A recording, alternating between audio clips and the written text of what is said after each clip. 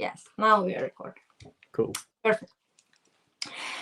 Welcome today. It's the third episode of Diversity is the Game Changer. And in my culture, the third thing, it's absolutely magical, perfect thing. And we believe that before you should really succeed, right, you should do everything from the third time, not for the first time. And I'm so happy that today for my third podcast, I'm hosting so very, very special guest to me. Really, I am so honored and thrilled to have Nathaniel, and he has already tried to teach me how to say it right. I'm sorry, Nat. That's okay. Easier. So yes, I'm so really privileged to have you today because, this subject, neurodiversity, it's quite new for me and for many people, but I already feel it's my great passion, and it will be definitely lifelong passion.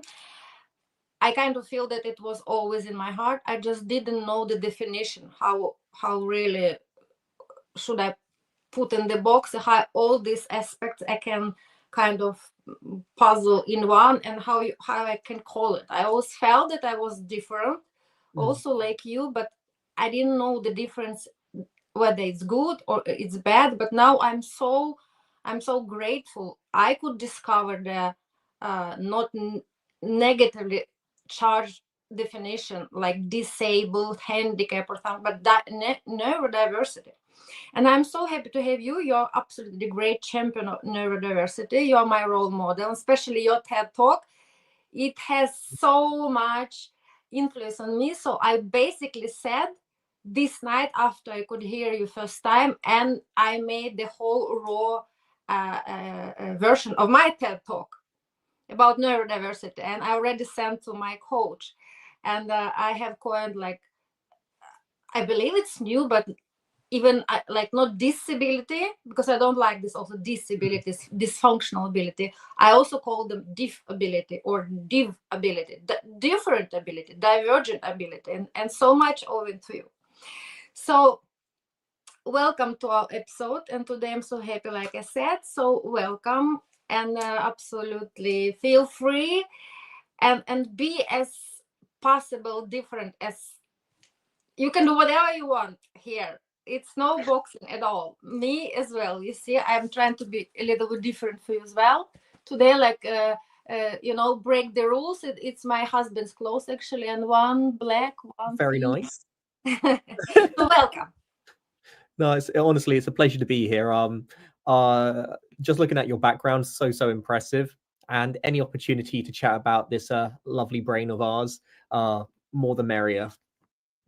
Thank you. And now I would like to start with a brief introduction of your really bright and so diversified career. And why I'm saying brief, because oh my God, at so young age you have achieved already so many accomplishments. So if I should sit here and talk a little bit about everything you could manage to accomplish, then it's not just one podcast. I don't know how many episodes we should have, but I will try to pack a little bit. All right.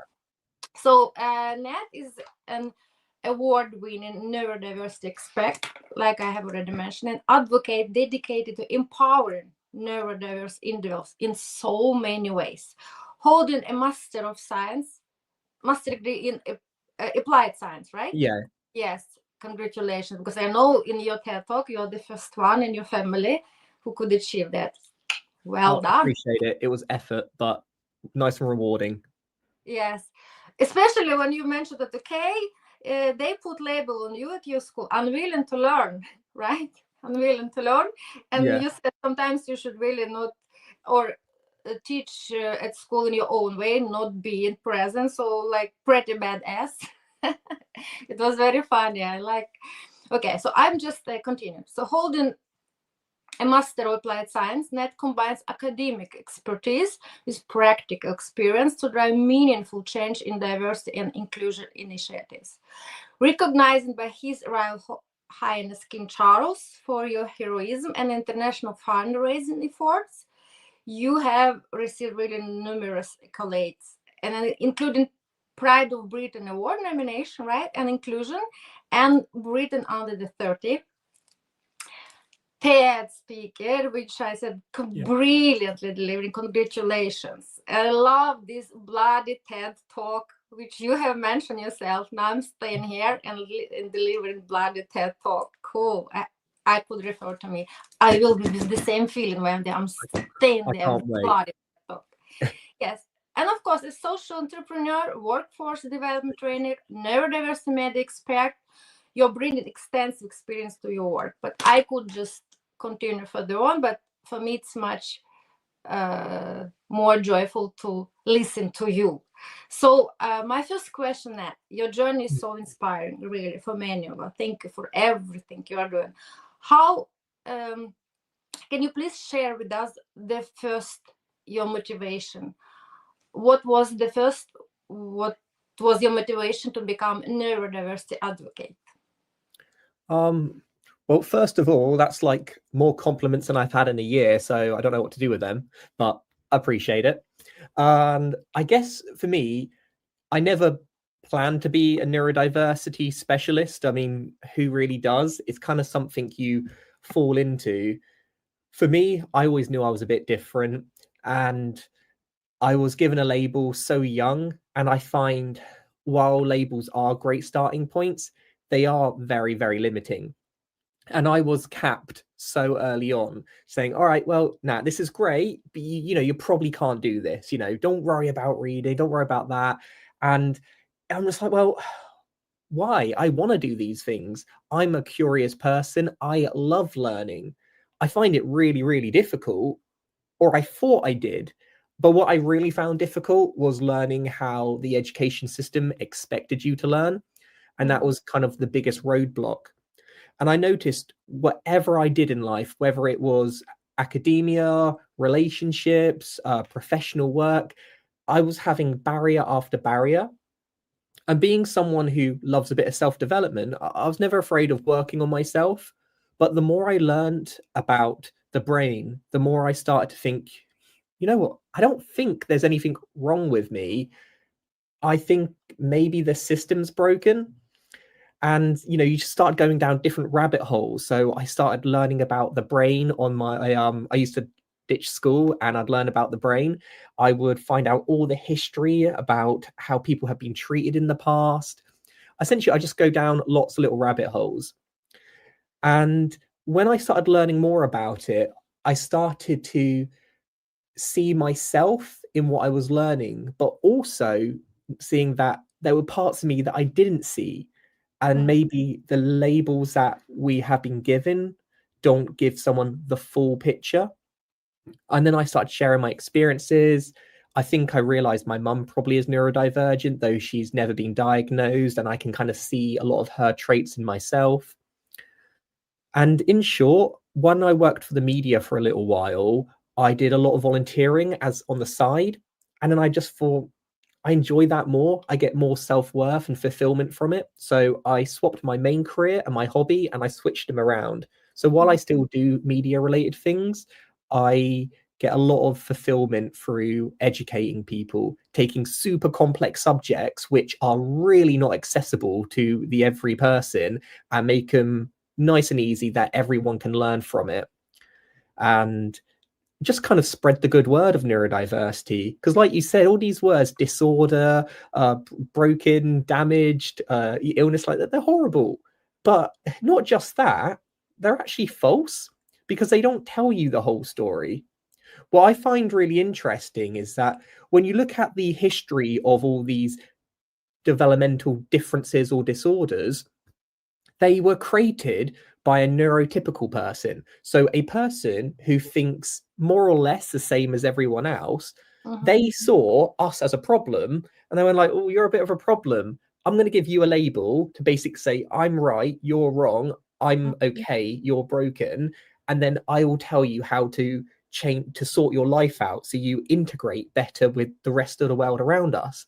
And I'm like, whoa, why don't you change to fit into my world? Now, can you see, you get a bit of an odds here. And neurodiversity isn't about boxing people in. Ultimately, it's about neuro, as in how the brain thinks, neuro pathways, and diversity. We're all different. So if you have a brain, you have neurodiversity. And that's why I love the term, because it's all encompassing. It doesn't exclude people, whether or not they come from a privileged background that may or may not have a diagnosis. Personally, I don't give a monkeys if you've got dyslexia, dyspraxia, or autism. What I care about is how you learn and how you think, and trying to adapt processes to kind of fit in with that. So yeah, I do teach about all these labels, but I find it's a good entry point to kind of hook people in, get them interested, and then start pulling it apart and think, what do we really mean? You say you're autistic. What do you even mean by that? And trying to get to know the person a bit better. Yeah. Yes, amazing. It's true. What gives me sometimes absurd or nonsense or ironically approach that we kind of all know that all these great inventions in our life before and now, and especially if we are talking about creative domain in our life, we know it's kind of takes of bunch of people who has very special skills. And for us, like, we know maybe the most propelling, the most industrial inventive things, they are actually created by people with very special skills, right? Yeah. So I mean, like, but ironically, we are forming the society, we are propelling the society, but yet we don't feed the society, right? So it's Yeah. like it's amazing how, like, all people want everything should be further discovered, and a lot of research and development, especially in medicine, critically important topics like like we had COVID and many different diseases, and after that we can discover that many people who really like Charles Darwin, like Thomas Edison, like Michelangelo, Nikola Tesla, right? So Yeah. all of them, they are absolutely not neurotypical persons, and they have invented, like, and Alan Turing, these great things. So then we kind of, we say, yes, we appreciate really that, but we don't think this is odd, this is weird, this is too much, right? It's still Yeah. very fit culture in organization, really you should, but if you're too much, oh my god, no, it's too much, it's stressful. So, but at the same time, like you mentioned in your TED talk, like, come on, look, biodiversity is essential, right, for healthy Yeah. system. But our human diversity, no, it's not essential to survival. This is nonsense, right? Absolutely. I would always ask a question like, what honestly is the difference between talking about neurodivergence and talking about innovation? You know, they have very different connotations, but essentially they're the same thing. Innovation is coming up with new ideas that have new purposes, and neurodivergence is about thinking in that way, which kind of gives birth to these new ideas. These great inventors that you speak about, they sometimes can be a slight bit controversial because, like, well, are they neurodivergent? Well, that's the beautiful thing about it. I cannot tell you honestly if Einstein was autistic. How could I possibly know that? But what I can tell you is he did think differently. And that way he thought differently is now praised. But whether something is praised as an advantage or a superpower, or shunned as a disorder or something not to talk about, well, that depends on whether or not someone is able to jump across all those boundaries one after the other and eventually reach success. Think about how many amazing people this world has given that has never reached their full potential because for one reason or another, the barrier was too high. We've got, so many great examples of amazing individuals, but they needed the right platform. So I look at people like Vincent van Gogh, who in his life only sold 2 paintings, I believe. He was miserable by the end, and now we see him as a success. Yeah. So it seems a shame that why do we have to wait for someone to achieve before we appreciate them, and we can't appreciate them beforehand? So I think we need to like reevaluate, treat people as success before they reach their success, and then it might nurture them to kind of blossom earlier on. Because I reckon we've only got like the tip of the iceberg of these massive success stories. Where are all the others? And there really aren't that many success stories of people who have outrightly said, hey, I am neurodivergent, because you wouldn't talk about it. There's a reason why, love him or hate him, Elon Musk, not that long ago, came out as Asperger's, which was previously a form of autism. Why did he only talk about it now he's one of the successful guys on the planet? It's because stigma isn't going to affect him now. There's no amount of bad press which is going to bring him down. So people contribute his success to the diagnosis. Where I guarantee you, had he have mentioned it when he was starting off trying to get seed funding, people would have seen it as an absolute negative. So it is interesting how our perceptions changed based on people's level of success. Yes, I fully agree. We need really systemic change and rebranding of our brain. And again, systemic change, even the word change, it depends when people doing something differently, right? But yeah, everybody the same, how we can actually change something if blind thinking will be from all surroundings. And yes, like you said also, absolutely, like Van Gogh and many other examples, why we don't really appreciate people while they're still alive, and when we can influence their lives, right? And what really frightens me in this whole subject, like you mentioned brilliantly in your TED talk, that can you just imagine 70% of people with autism, right, in unemployment, 70%. And I know from other statistics that this is dramatical problem, but what is even more scary about the significant number of people with diagnosis or with these outgoing labels, they experience much severe depression, 300 times much severe than neurotypical persons, and 400 times more tendency to suicidal.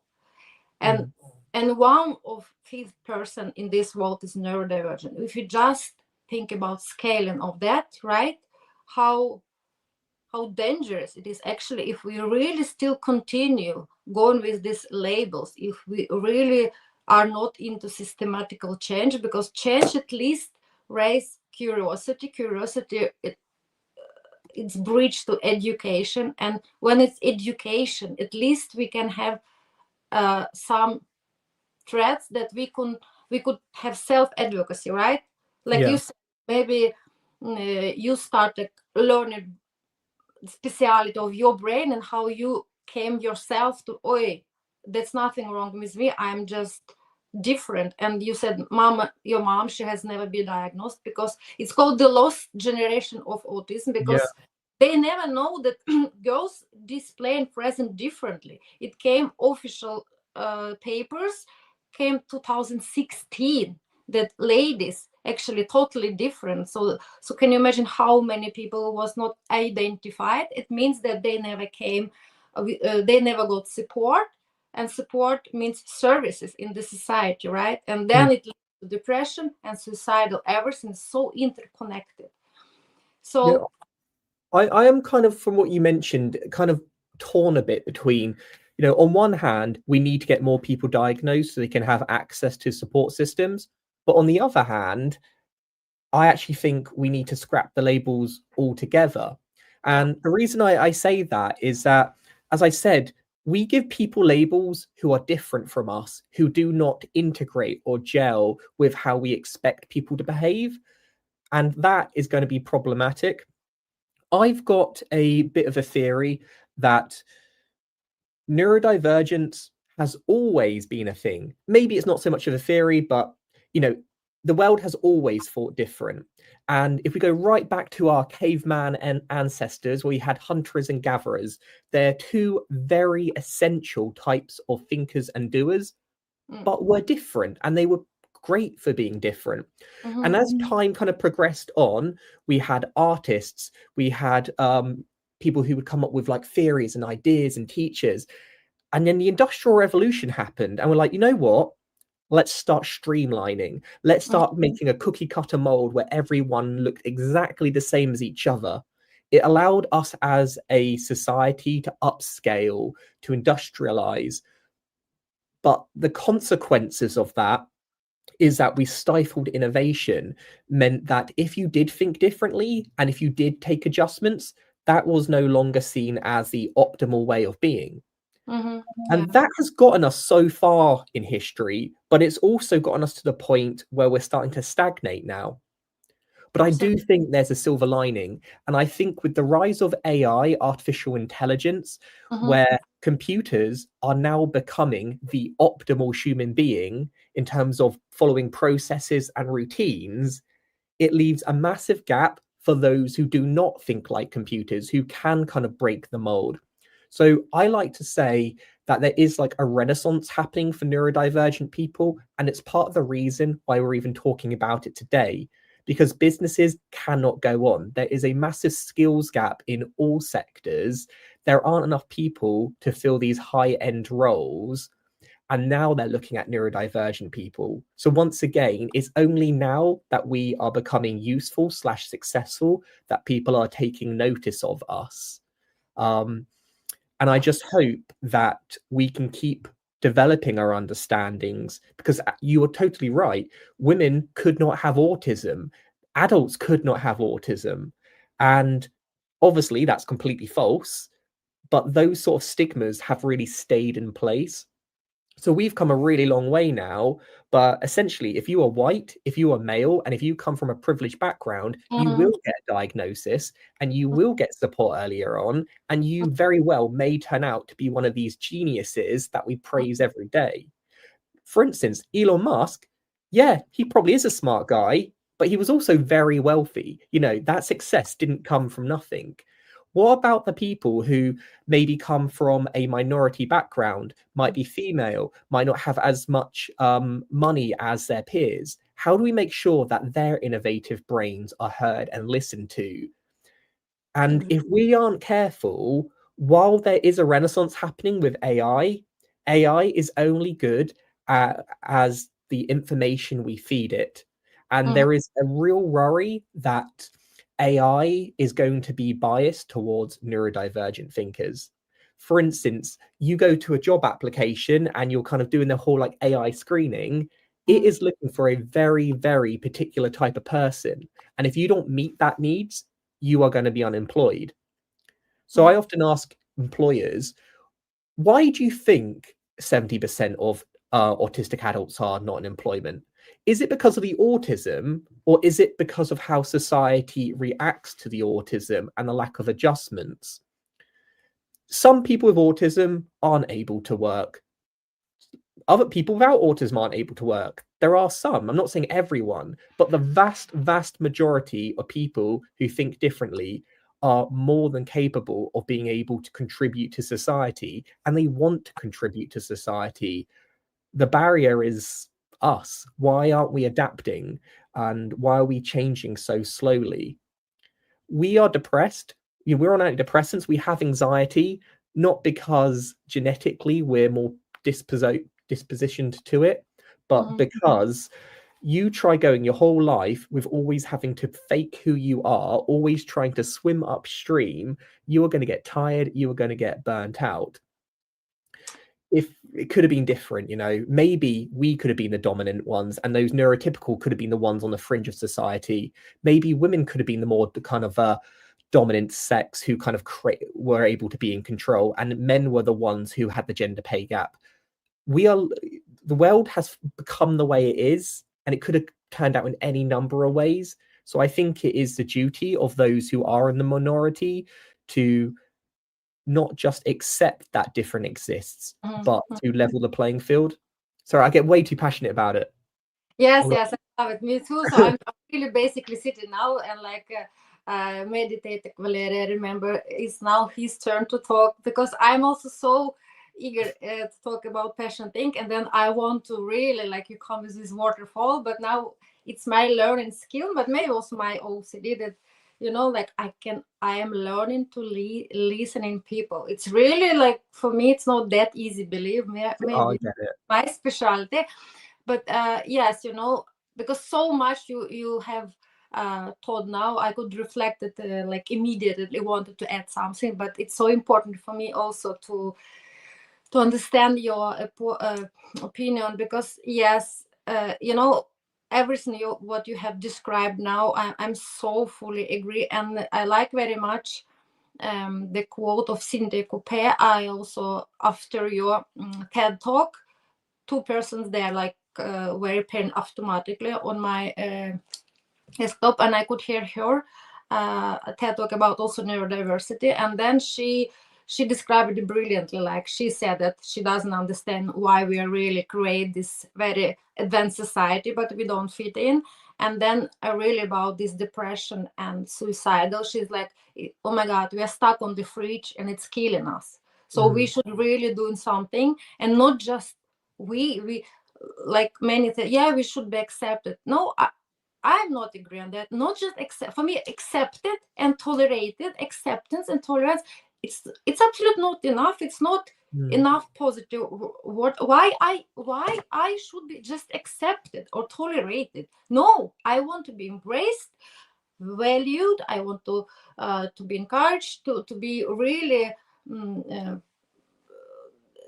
treated like I'm also very special.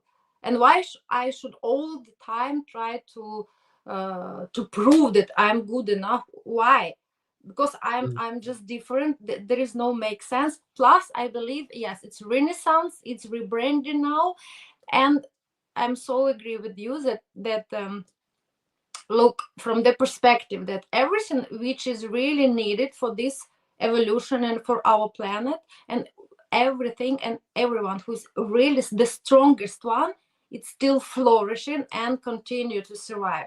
If these genes, like autistic genes, OCD, dyslexia, dyspraxia, was useless, right?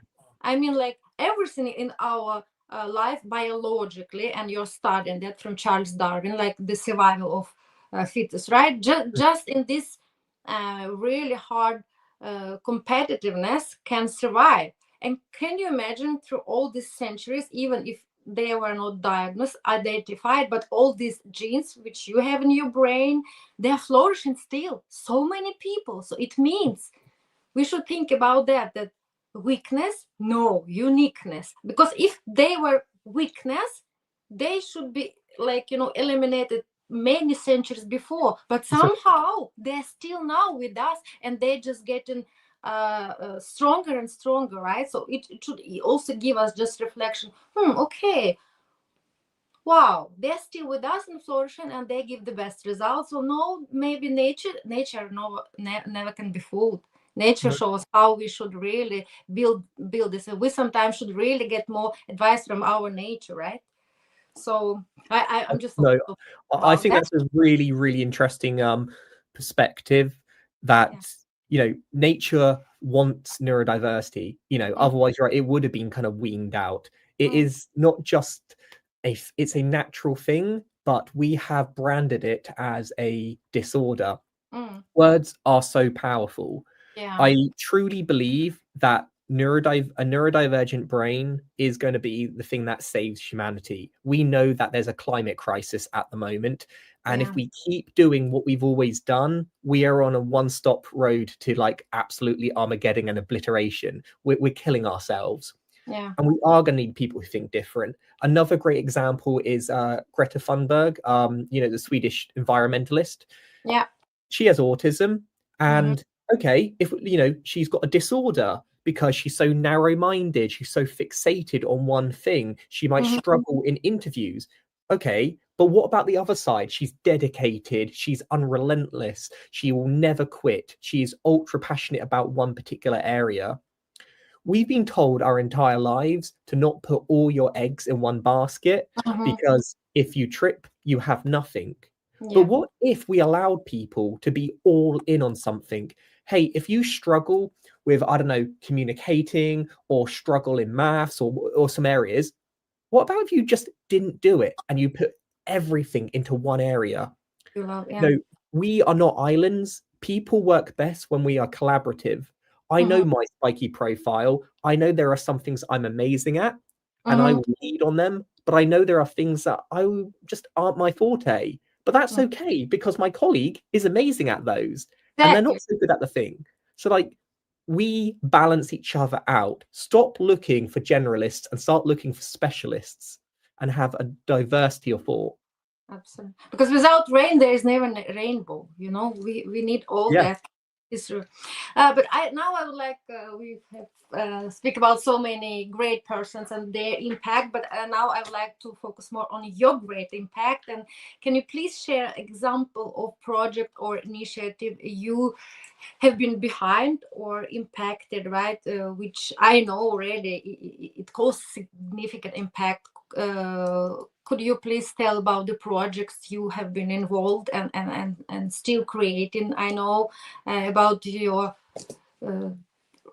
achievements and all these prizes I already mentioned, but what could you really, maybe, because we don't have all the time. Yeah, no, I mean, again, all the these... most impactful, probably, you could say, wow, this has really changed people's life. I think you'll find the things that make the biggest difference in the world are typically the things that go unnoticed and you don't get awards for. Awards, schmoards, so, you know, they don't really mean anything. They're nice. They go on your mum's fridge, but they don't really do much else. Now, the things that really make a difference are when you do not get noticed. So things I'm really proud of is I'm the director of the Neurodiversity Employment Academy, where we essentially teach people who are on the fringes of society to understand their brains better. We teach them to talk the talk.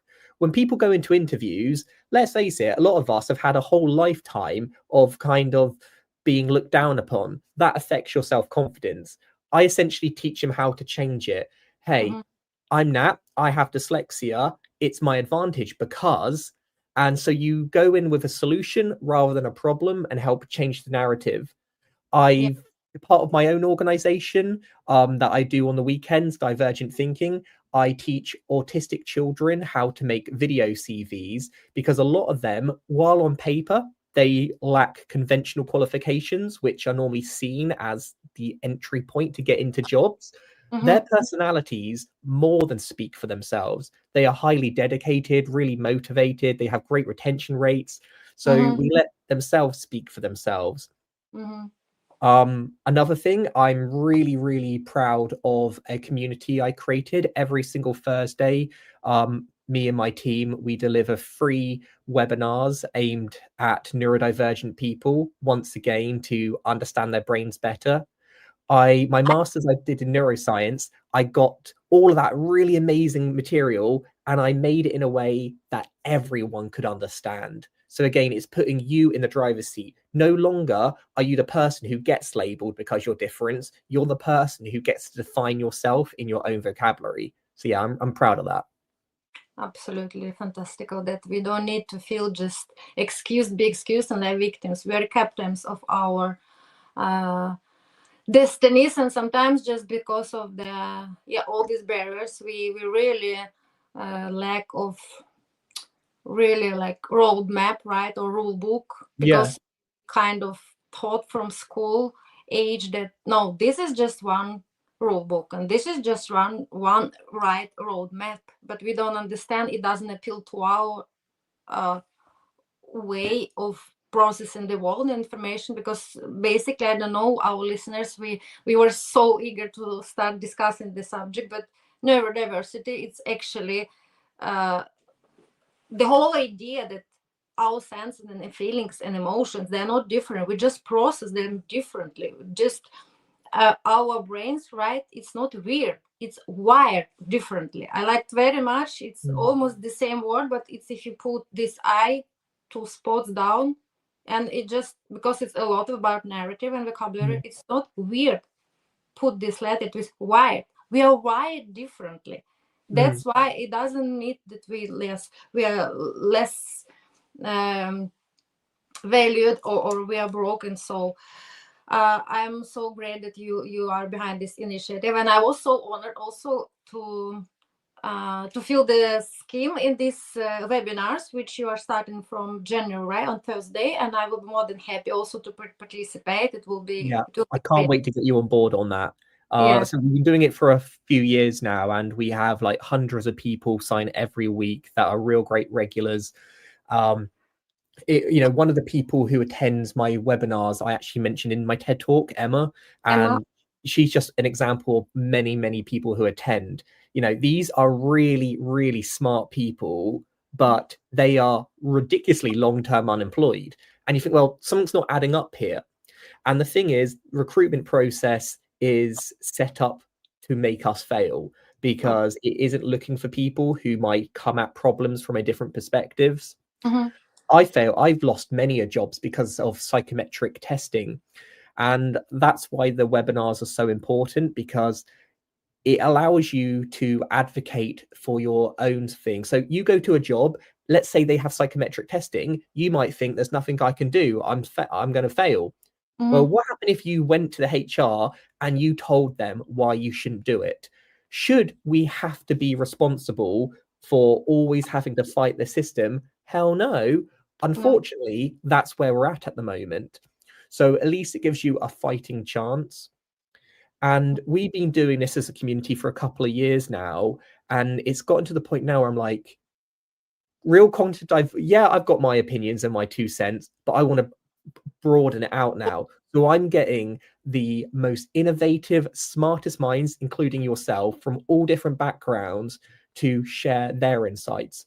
Not because any one of us is right, but because all of us together can kind of add different flavors to this kind of real interesting tapestry that we have. So I'm really excited to get more people involved.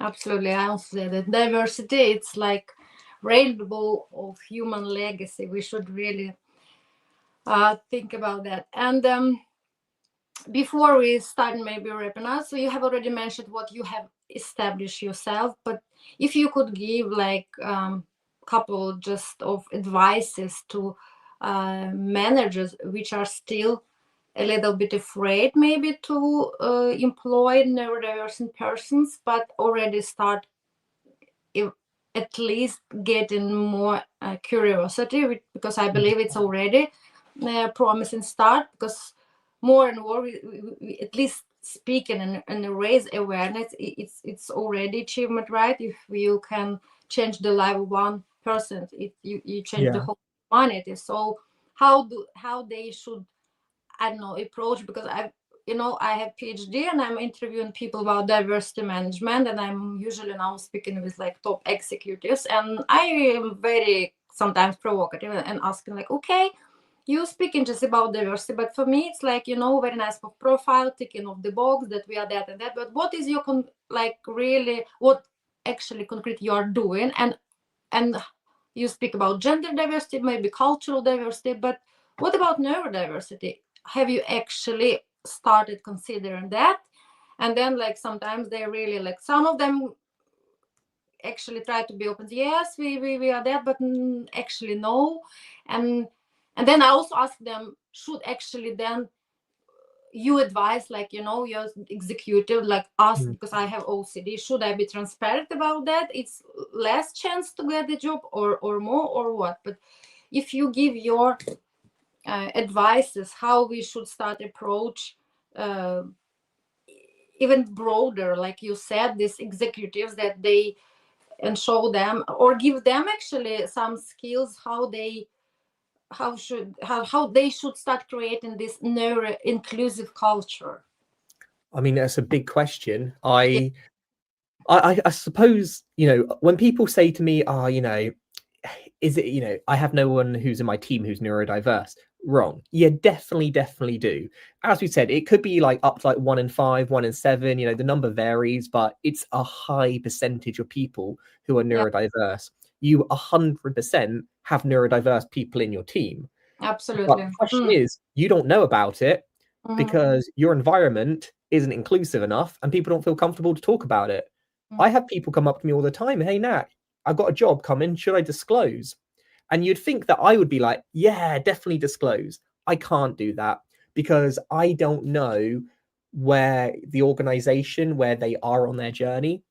Some people say autism and they think someone who is completely unable to do any sort of interaction in the work environment. Other people say autism, they see someone with super abilities. And we need to make sure that all of society and all of organizations are on a similar pattern to understand that this is not just a nice to have, not just something you do to tick a box for social corporate responsibility, but something you do because it makes sense to the business. Neurodiversity will equal profit because it allows innovation to happen. So education, education, education is always the key way to it, and being open to discuss. If you are a manager, I guarantee you have neurodivergence in your life, whether it's yourself, whether it's your family members, a friend down the road, but share these experiences. We need to break down this glass ceiling. When people hear neurodivergence, they think of some entry-level person who's struggling to tie their shoes or something. While that may be the case, there are many of us who aren't like that. And I think, I want to see more role models. I don't want to just see your Bill Gates or your Elon Musks, which are kind of too unattainable.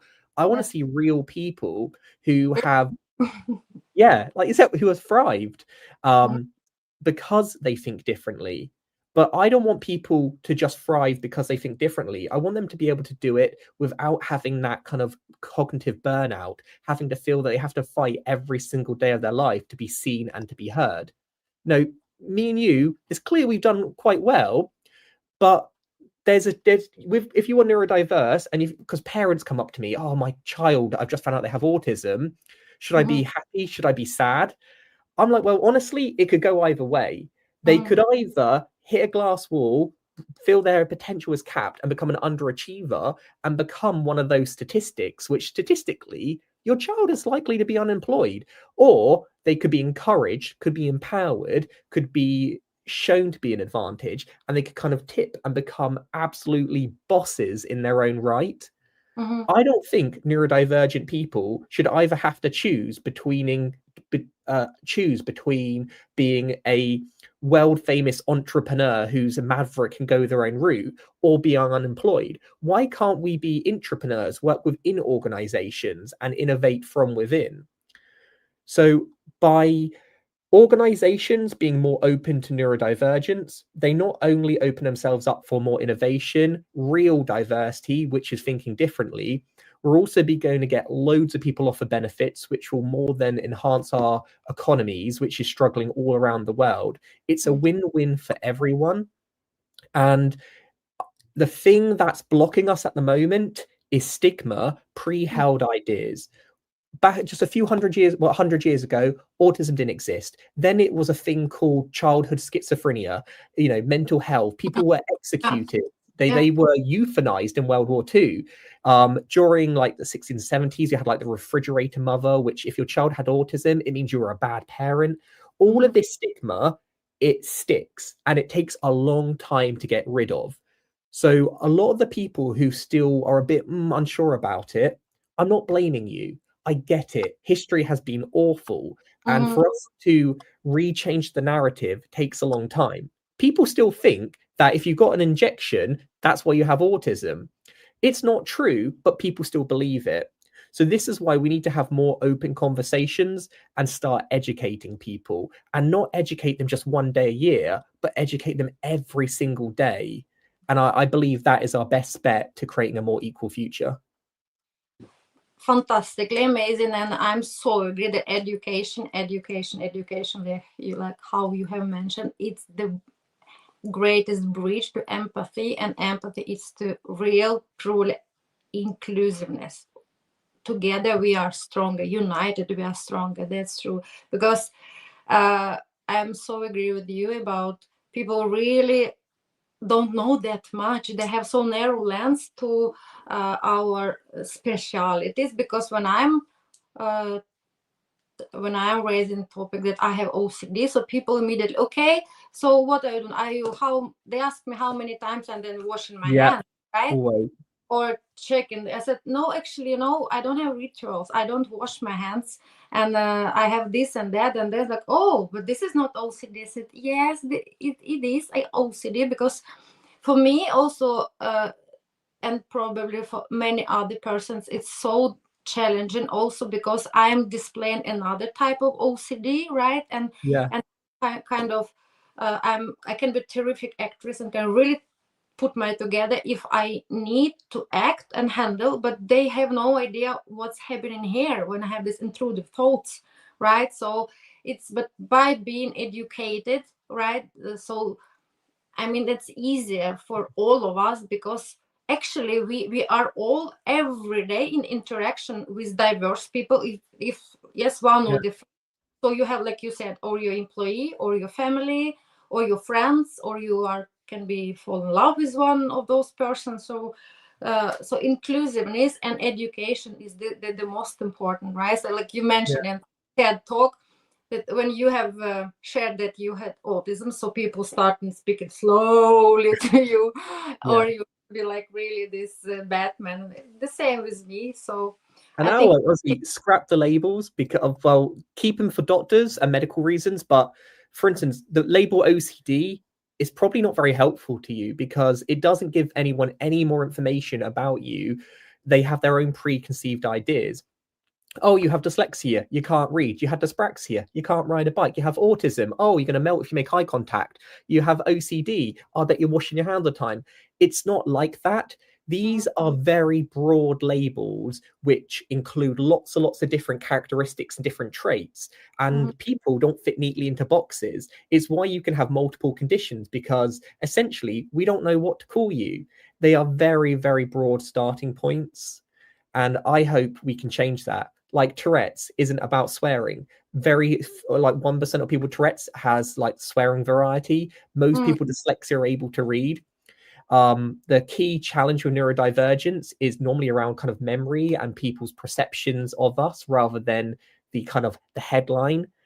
We've got the TV and media to blame, like most things. They like a cheap laugh and they'll focus on the kind of key trait and they'll perpetuate it and make a cheap laugh and joke at our expense. I'm all open for a laugh and a joke, but we've got to make sure that the representation is balanced. I want people to, when you say ADHD, I don't want you to think, oh, some like naughty kid. I want you to think someone who thinks differently, is able to innovate. I want you to think of how you can come up with support strategies in order to get the best out of them. So we need to encourage positive representation, be it in the media, in the workplace, in just day-to-day conversation around the dinner table. It's these actions which are super small that anyone can do at home now, but over a couple of years, over a few generations, we'll have a completely different landscape. Again, only 100 years ago, autism wasn't a thing. It was like madness. Now it's seen as something which, oh, I'm not so sure about. In the next 100 years, it could be the thing that is kind of driving us to our sustainable future. But that only happens if we talk about it and we start changing the narrative. Absolutely. We should change, and maybe, again, if somebody really, really can be just observative and trust more how nature really give us all this supportive information, like, biodiversity we mentioned, and our fingertips, right? Yeah. Alike. Why this should be alike? Very strange. So, okay. And we have the tradition in diversity is the game changer. And I would like to wrap up with always like a little bit high up notes and hope and future. Now, like we mentioned, Renaissance, it's like rebirth. And I'm so really believer now, especially this magical time before Christmas. We need more magic, and actually magic happens also by believers who believes in doing and risking doing things differently, right? So, but I would like to grant you one wish from this. We have from Aladdin, right? You know this genie. He was generous with 3 wishes.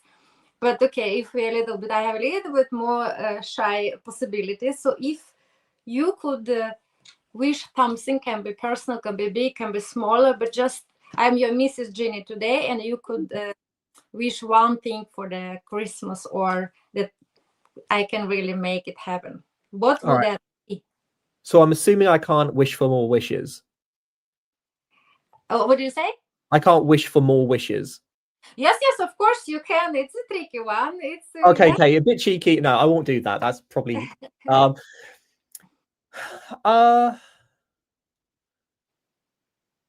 I don't know. I suppose related to what we're talking about, I just wish that people don't get limited of what they believe their possibilities are too early on, because it's at childhood where I think we are formed, and we need something to help break the system. As a parent, you pick up chips on your shoulder, and then eventually that kind of filters down each generation, and each generation just kind of continues that I'm no good, I'm worthless. And I want people to be able to be empowered, know that you can be anything you want to be, but you do have to work for it, but it's still a possibility. It doesn't matter what you've been labeled as, you have just as much possibilities as anyone else. But rather than being told you can't do something, being told you might not be able to do it this way, but try and find another way around it. I want all of us to be design thinkers. I don't want, in an ideal world, I don't want us to be diagnosed with things we can't do. I want diagnosis to be a bit more three dimensional. I want them to take everything into consideration. I would love it that we are able to, in the future, be able to say, like, okay, this is how your brain works. This is how to get the best out of you. And this is the adaptations that might be able to help. So every single person is treated as if they are a blank canvas, and that we kind of create tailored approaches in order to make everything a possibility for them. I don't know what I'm saying, but I just think creating a world where we can all be whatever we want to be, or at least have the possibility that should we want to, should we have that drive, it is something which is within reach. I I really think it's absolutely adorable wish. Thank you for sharing Oh. this with us. And then I would like just to, of course, thank you from all my heart for our beautiful and meaningful conversation. And I really do hope that we will make more neurodiverse magic together with you in the future. It's just the beginning. I'm so privileged now to be in your tribe. And today, it's ironically enough, I had no idea, but today is actually International Day of People with Disabilities. Yay. But I have already posted my Instagram that disabilities, no, diff abilities, different abilities, divergent abilities. So it's perfectly for us to wrap up. So I think that we have been discussing it so many times now. We should create more inclusive neurodivergent organizational cultures where reducing inequality isn't just a goal or a box of being taken off on their profile or agenda. It's about celebrating and recognizing unique strengths and perspectives of every single person. Every single person is a unique resource. And real inclusion is at the heart of creating a truly sustainable and resilient future. Together, we can break down barriers and amplify voices that have to be often so silent. United, we are stronger.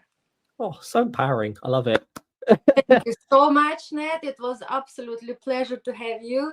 And now this is the moment that I feel already like a little bit sorry that the podcast already just the time was flying. But it's just the first time. I hope that we will see you soon again with something brilliant which you are doing. And you're so inspirational, and like you said about storytelling, it's not just like Elon Musk, Bill Gates, Rain Man, or Forrest Yeah. Gump. We need really, really concentrate about these storytellings of every single person, and together we can make really impactful change for our future, for our kids, Because yes, environmental and CO2, we all the time speaking now about sustainability, and everybody still believe it's more about environmental part, but we should remember that people profit planet, but it's people again. Every is actually caused because of people and how they interact. Because we live in society, we cannot just be prima donnas and solo. We really need to do is global challenges, and then we should really react globally all together like that. Not like we are here normal. Absolutely.